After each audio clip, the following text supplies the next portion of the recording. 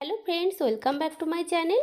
আজকে আমি আপনাদের সামনে এনেছি গ্রাম বাংলার একটি রান্না, মাঠের টাটকা ভেতো শাক তুলে ভেতো শাকের দুর্দান্ত স্বাদের একটি ভাজা রেসিপি। তো চলুন বন্ধুরা, আমি কিভাবে এই ভেতো শাকের ভাজা রেসিপিটা করি আপনারা সম্পূর্ণ ভিডিওটা স্কিপ না করে দেখতে থাকুন। আর ভালো লাগলে অবশ্যই লাইক করুন। তো দেখুন বন্ধুরা, এখানে আমি ভেতো শাক তুলে এনে ভালো করে বেছে ধুয়ে পরিষ্কার করে নিয়েছি। তো ভেতো শাকে বালি থাকে বলে তো ভালো করেই ধুতে হবে। তো চলুন বন্ধুরা, এবারে শাকটা ভালো করে কুচিয়ে নেওয়া যাক। তো এবারে দেখুন বন্ধুরা, আমার ঠাকুমাকে আমি বলেছি, যেহেতু ঠাকুমা আছে বাড়িতে, তো ঠাকুমাকে বলেছি যে তুমি শাকটা ভালো করে কুচি কুচি করে কেটে দাও। তো দেখুন ঠাকুমা শাক কুচাতে বসে গেছে। আর আমার ঠাকুমা কিন্তু ভীষণ কুচি কুচি করে শাক কুচোতে পারে। তো আপনারা যারা এখনও এই ভেতো শাকের ভাজা রেসিপিটা ট্রাই করেননি বন্ধুরা, অবশ্যই একবার ট্রাই করবেন। আর এই শাক ভাজাটা কিন্তু আমি একদমই কম মশলায় রান্না করব, পেঁয়াজ রসুন ছাড়া। আর এই রান্নাটা কিন্তু পেঁয়াজ রসুন দিয়ে করলে কিন্তু এই ভেতো শাক ভাজা খেতে বেশি ভালো লাগে না আমার মনে হয়। তো আমি কিভাবে করছি দেখতে থাকুন। তো শাক কিন্তু ভালো করে আমার ঠাকুমা কুচিয়ে নিয়েছে। এবারে রান্নাটা শুরু করা যাক, চলুন বন্ধুরা। তো দেখুন, গ্যাসের উপরে আমি কড়াই চাপিয়ে দিয়েছি, একটুখানি তেল দিয়েছি, সর্ষের তেল। আর শাক ভাজা কিন্তু অবশ্যই সর্ষের তেলেই করবেন। এবারে কুচিয়ে রাখা ভেতো শাকগুলো দিয়ে দিচ্ছি। আর এখনই কিন্তু আমি নুন দেব না, শাকটা একটু কমে আসবে তারপরে নুন দেব। তো শাকটা আমি একটু মিশিয়ে নিচ্ছি। তো ভালো করে শাকটা আমি মিশিয়ে নেব।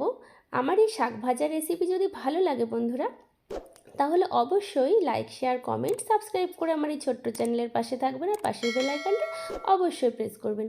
তো দেখুন, এবারে চেরা কয়েকটা কাঁচা লঙ্কা দিয়ে দিলাম। আর এই ভেতো শাক ভাজা কিন্তু একটু ঝাল ঝাল হলেই কিন্তু খেতে বেশি ভালো লাগে বন্ধুরা। তো এই লঙ্কা দিয়ে আমি ভালো করে মিশিয়ে নিচ্ছি। আর শাকটা দেখুন কতটা কমে এসেছে। এবারে দিয়ে দেব পরিমাণ মতো নুন দিচ্ছি। আমি শাকের পরিমাণ অনুযায়ী কিন্তু নুন দিয়েছি। নুন দিয়ে ভালো করে মিশিয়ে নিচ্ছি।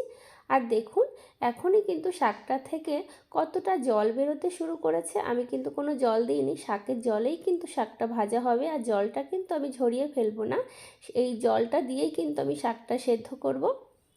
তো দেখুন বন্ধুরা, কতটা জল ছেড়েছে। একটু নাড়াচাড়া করে দিচ্ছি। এবারে শাকটা যাতে ভালো মতো সেদ্ধ হয়ে যায়, তার জন্য আমি কিছুক্ষণ মিডিয়াম টু লো হিটে ঢাকা দিয়ে রেখে দেব। তো ঢাকনাটা কিছুক্ষণ পরে আমি তুলে নিচ্ছি। তো দেখুন, ঢাকনাটা তুলে নিলাম। জলটা কিন্তু অনেকটাই কমে এসেছে, তবে আরও জলটা টানিয়ে নিতে হবে। আর জল না টানিয়ে কিন্তু শাকে তেল দেওয়া যাবে না, তাহলে কিন্তু শাকটা খেতে ভালো লাগবে না। একটু খুন্তি দিয়ে শাকটা আরেকটু ভেঙে ভেঙে দিচ্ছি, তাহলে কিন্তু শাকটা খেতে আরও ভালো লাগবে। তো আমার এই শাক ভাজা রেসিপি যদি ভালো লাগে, তাহলে অবশ্যই লাইক, শেয়ার, কমেন্ট, সাবস্ক্রাইব করে আমার এই ছোট্ট চ্যানেলের পাশে থাকবেন। পাশে থেকে পাশের বেল আইকনটি অবশ্যই প্রেস করবেন বন্ধুরা। তো দেখুন, জলটা কিন্তু পুরোটাই শুকিয়ে এসেছে। এবারে সর্ষের তেল দেব। আর এই অবস্থায় কাঁচা সর্ষের তেল দিলে কিন্তু এই ভেতো শাকের ফ্লেভারটা কিন্তু দুর্দান্ত হয়।